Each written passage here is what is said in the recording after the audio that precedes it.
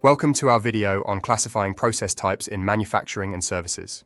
We'll explore how understanding these classifications can assist operations managers in making strategic decisions to enhance efficiency and meet customer demands.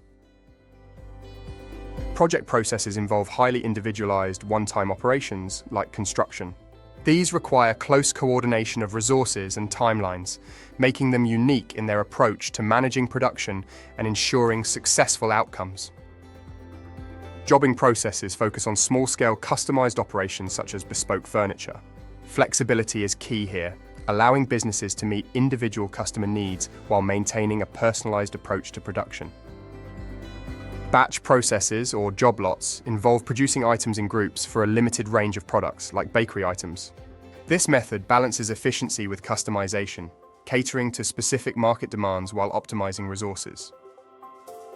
Mass processes are characterized by high-volume production with minimal variety, such as in the automotive industry. These processes emphasize streamlined operations to achieve cost-effectiveness and meet large-scale demand efficiently.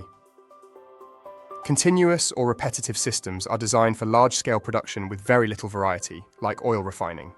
These systems are optimized for high efficiency and consistency, often through automation, to maintain steady output. Understanding these classifications, project, jobbing, batch, mass, and continuous, enables operations managers to tailor strategies for production efficiency. Aligning methods with business goals enhances performance and adaptability in a competitive market.